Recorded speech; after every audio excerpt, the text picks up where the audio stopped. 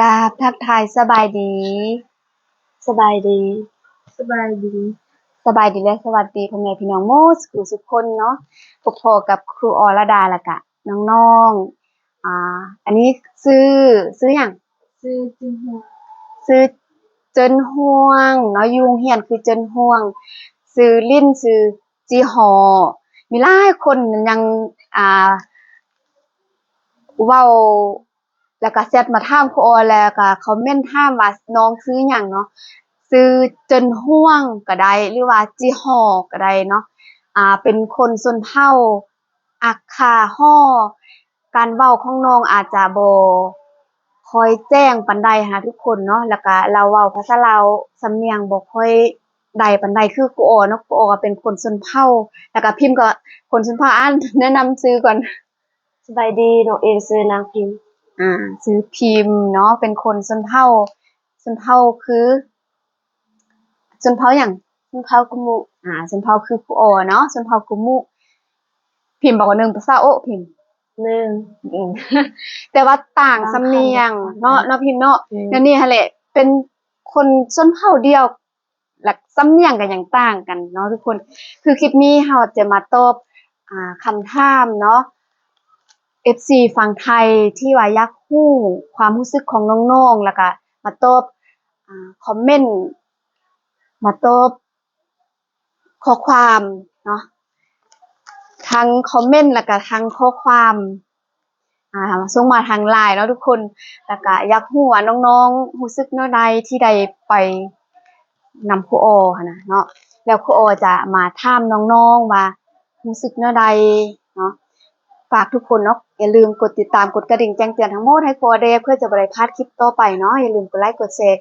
คอมเมนต์เบิ่งอยู่ไสจังหวัดใดอากาศเป็นแนวใดร้อนบ่เนาะอยู่แขวงบ่แก้วอยู่เมืองห้วยไซแขวงบ่แก้วนี่ร้อนทุกคนเนาะแล้วก็อากาศร้อนฝากทุกคนชมโฆษณาเนาะช่องของครูออให้จบเนาะเพื่อสนับสนุนช่องของครูออเนาะขอขอบคุณขอบใจวันนี้ครูออเขียนคำถามเลยย้านลืมเฮ็ด เวียกหลายแล้วก็ลืมที่จริง FC เพิ่นก็อยาก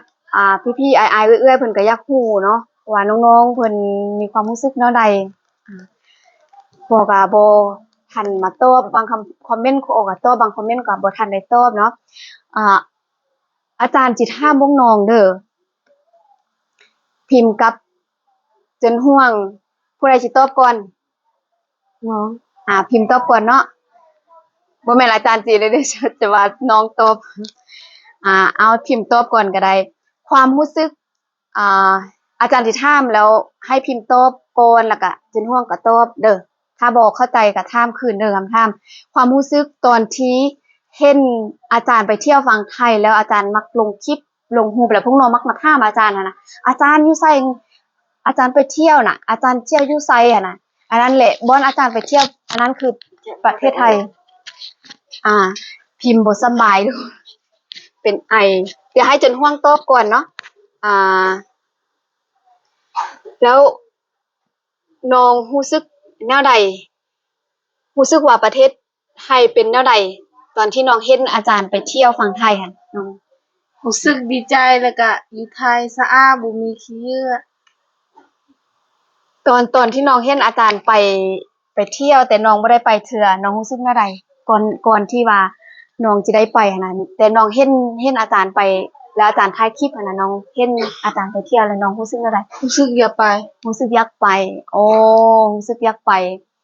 แน่นอนอยู่แล้วเนาะเพราะว่าน้องเห็นครูออกไปแล้วน้องก็ถามไปนำตลอดหั้นน่ะแล้วก็จนห่วงพิมพ์เฮ็ดหยังขอโทษเด้อเมื่อกี้แบบเป็นไออ๋อโอเคว่าเป็นหยังเนาะเมื่อกี้จนห่วงก็ตอบแล้วเนาะคำถามที่ครูออถามพิมพ์เมื่อกี้ทันฟังบ่คำถามที่อาจารย์ถามเมื่อกี้หั่นความรู้สึกน้องตอนที่น้องเห็นอาจารย์ไปเที่ยว แล้วก็อาจารย์ลงคลิปหั่นน่ะน้องฮู้ว่าน้องฮู้บ่ว่านั่นเป็นประเทศไทยแล้วความรู้สึกน้องตอนนั้นน้องคิดว่าอาจารย์ไปเที่ยวอยู่ฝั่งไทยหรือฝั่งลาวฟังไทยเพราะว่ามันแปลกแม่นบ่แม่นแล้วก็มันบ่คือที่เราเคยเห็น เนาะ แม่น ก็เลยคิดว่านั่นเป็นฝั่งไทย แล้วน้องรู้สึกจั่งใดความรู้สึกว่าอาจารย์ได้ไปเนาะแล้วน้องรู้สึกจั่งใด รู้สึกอยากไปเด้ รู้สึกอยากไป แม่น อ๋อรู้สึกอยากไปเที่ยว หรือว่าอยากไปอยู่ อยากไปอยู่ อยากไปอยู่ ว่า เอาไปเที่ยวก่อน เอาไปเที่ยวก่อน อยากไปเที่ยวก่อน อย่าอย่าไปอยู่อย่านั้นมันจบก่อน เป็นอะไร ถ้าจะอายละบอกเด้อพิมพ์บ่สบายเนาะทุกคน ข้อที่สองเนาะอาจารย์สิถามตอนที่ฮู้ว่าอาจารย์ได้งบไปเที่ยวฝั่งไทย พวกน้องรู้สึกแนวใด ที่ว่าอาจารย์ได้งบจากผู้ใหญ่ใจบุญทางฝั่งไทยเพิ่นให้งบอาจารย์แล้วอาจารย์ไปบอกพวกน้องไปเซอร์ไพรส์พวกน้องนะอาจารย์ว่าพวกน้องจะได้ไปเที่ยวนำอาจารย์แล้วพวกน้องรู้สึกแนวใดเป็นผู้ใดจะตอบก่อนพิมพ์หรือว่าจะห่วง พิมพ์อะไร พิมพ์น้องรู้สึกแนวใด รู้สึกว่าตัวเองฝันเลยแบบตะลึงเลย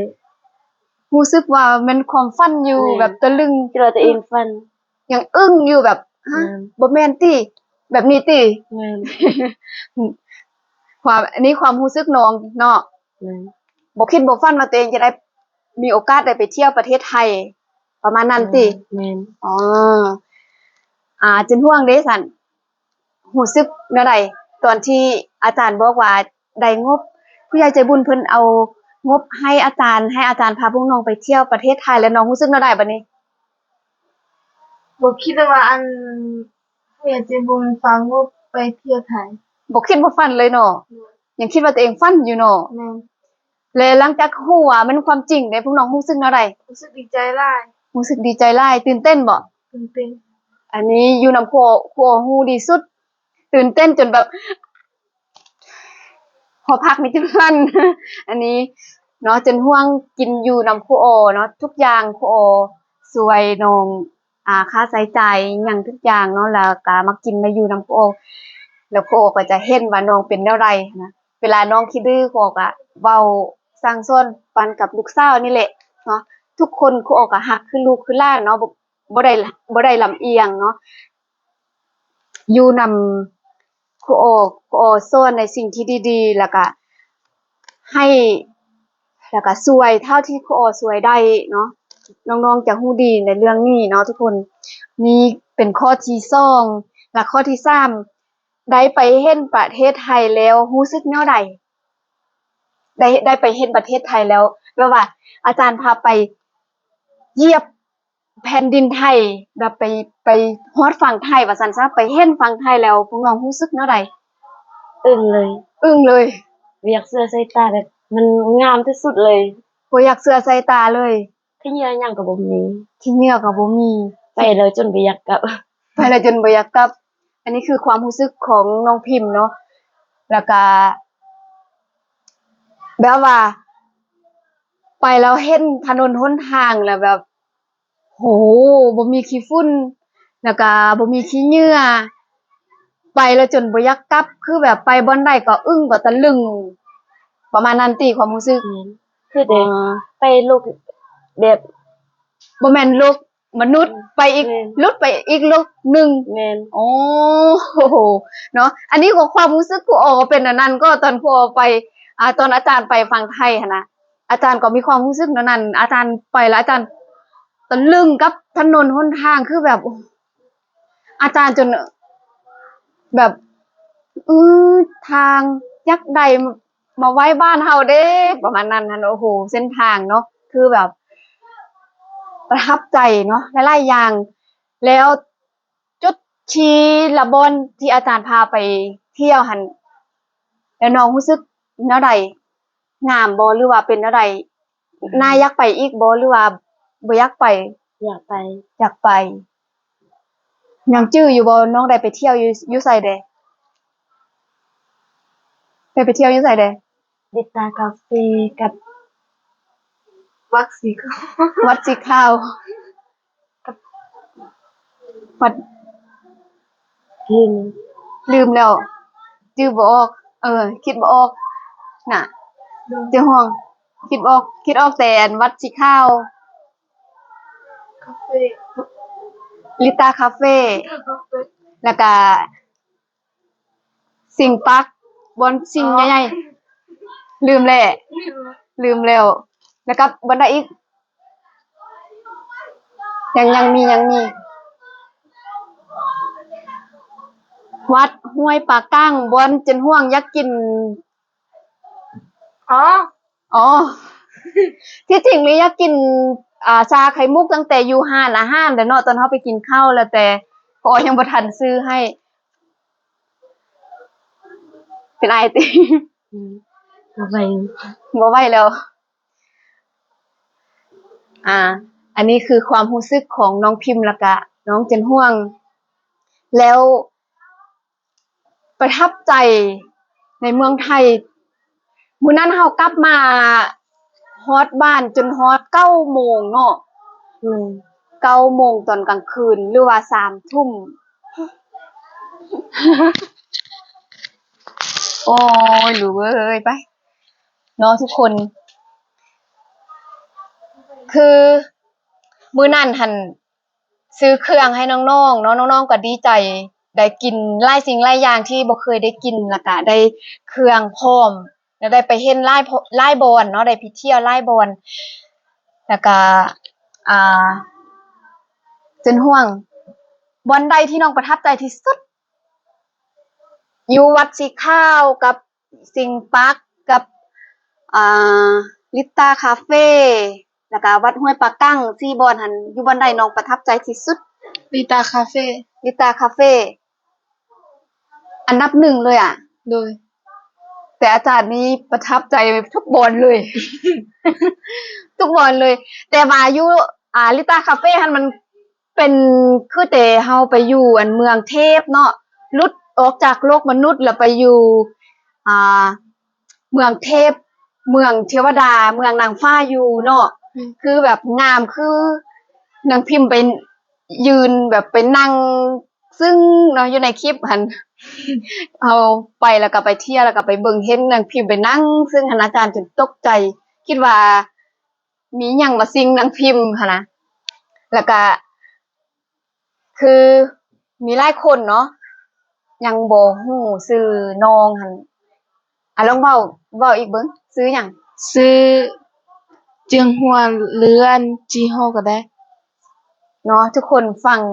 น้องเว้าบ่ค่อยแจ้งปานใดแม้แต่ครูออเองทุกคนฟังอยู่นำกันนี่บางเทื่อก็ยังบ่ฮู้ยังฟังบ่ออกหันนะ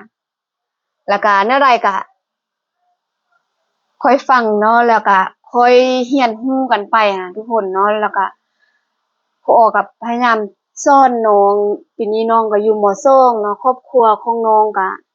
คือหลายๆคนฮู้นั่นแหละครูออก็ลงหลายคลิป น้องก็อยู่นำยายเนาะยายก็เป็นโรคหัวใจเนาะแล้วก็มีคนมาถามครูออมาถามนำเป็นห่วงมาถามนำจิฮ้อเนาะว่าอาจารย์กินยาหยังคือว่ากินทุกมื้อจิฮ้อตอบว่ากินคือยากินว่าซั่นกินยาคือยาน้องว่าซั่นแล้วเว้าเป็นภาษาเข้า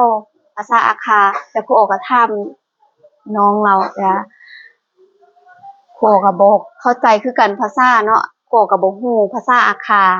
ภาษาคาฮ้อถ้าพอนี่ภาษาคาอาคาฮ้อว่าแนวใดพอ อาปา อาปาแม่ดู อามา อาม่านี่คล้ายๆจีนเนาะอ่าทุกคนนี่ก็ความรู้สึกของน้องๆที่จริงมีหลายกว่านี้หั่นแหละความรู้สึก หลังจากที่ว่ามื้อที่ไปหั่นน่ะโอ้โหน้องๆมาล่มให้ครูออฟังแล้วก็มาล่มให้หมู่ฟังอะนะหมู่ก็แต่ละคนก็อยากฮู้ว่าน้องหันไปเที่ยวอยู่ไสแล้วก็อยากไปเนาะหลายคนก็อยากไปแต่อ่าครูออพาไปแต่2-3คนแล้วก็หลานอีกผู้หนึ่งเนาะนางบ่ได้อยู่นี้เพราะว่านางนอนอยู่อีกหอพักหนึ่งเนาะนางเรียนจบแล้วก็นางเฮ็ดเวียกอยู่ในเมืองนี่แหละแล้วก็มื้อนั้นก็พานางมาเพราะว่านางก็จะเป็นรุ่นเอื้อยอะนะพอเบิ่งแยงน้องได้ครูออก็เลยพาไปเนาะถ้าว่าครูออไปพาน้องๆไปเองโอ้คิดว่าคือทุกคนฮู้นั่นแหละน้องๆจะบ่ฮู้บ่อนไปหันน่ะเนาะแล้วครูออก็เลยชวนนางมานำแล้วก็มื้อนี้ก็มาสัมภาษณ์ก็อยากให้นางมาอยู่นี่เว้าความรู้สึกแ แต่ว่านางบ่ได้อยู่แต่มื้อหน้าเนาะมื้อหน้าถ้านางมายามครูโอแล้วครูโอลองอยากจะถามนางเบิ่งนางก็เป็นล้านแท้ๆของครูโอนี่แหละคุณปู่ของนางกับพ่อของครูโอเป็นซ่องอายน้องเนาะแล้วก็จิฮอกับน้องพิมพ์เป็นลูกศิษย์ซึ่งบ่เป็นพี่น้องบ่แม่นพี่น้องครูโอแต่เป็นลูกศิษย์ของครูโอแต่ครูโอก็ฮักคือลูกแล้วก็ให้คือลูกเลือลูกว่าซั่นซะเนาะขนาดเครื่องขนาดชุดนอนราคา100 กว่าบาทครูโอยังบ่เคยได้นุ่งยังซื้อให้จิฮอเนาะพิมพ์มาแล้วอะคัดจังหวะหน่อยหนึงเนาะทุกคนพิมพ์บ่สบายคลิปนี้ยาวแล้วเนาะความรู้สึกของน้องๆก็จะประมาณนี้เนาะทุกคนแล้วก็ที่จริงมีเรื่องอยากเล่าให้ทุกคนฟังในหลายเรื่องเนาะคือจนห่วงมื้อนั้นมา9 โมงลืมโบกหมู่กู้เครื่องให้เอาเครื่องมานุ่งก็เป็นตุ่มเป็นผื่นเบิด เอายามาดู แล้วก็ก็เอาเงินให้น้องไปซื้อยาทุกคน เอาให้เธอหนึ่งไปซื้อยาหัน150,000เนาะ ขอโทษนะ แจ้งสั่ง ผมแม่นานโอนให้ เอาไปเธอที่1หัน150,000 อ๋อมัน แล้วอาจารย์โอนให้อีกน้องแชทมาว่าเงินบ่พออาจารย์โอนให้อีก130,000ซื้อยาทุกคนเบิ่งยาเบิ่งดูแพงดีแหละ ดีแล้ว ทีนี้มัน ปุยก็โทษตูน พิมพ์กับวันเสาร์วันอาทิตย์ผมมีเงินจ่ายก็ไปเฮ็ดเวียกกับป่วย คือเห็นแหละทุกคนอากาศก็เปลี่ยนแปลงแล้วฝากทุกคน เป็นกำลังใจเนาะด้วยกันกดติดตามกดกระดิ่งแจ้งเตือนเพื่อจะบ่ได้พลาดคลิปต่อไปเดี๋ยวคลิปหน้าจะมาเล่าที่นี่ยาวแล้วก็ พากันเป็นไอมืดต้องก้าวคำว่า สบายดี สบายดีพบกันคลิปหน้าบ๊ายบาย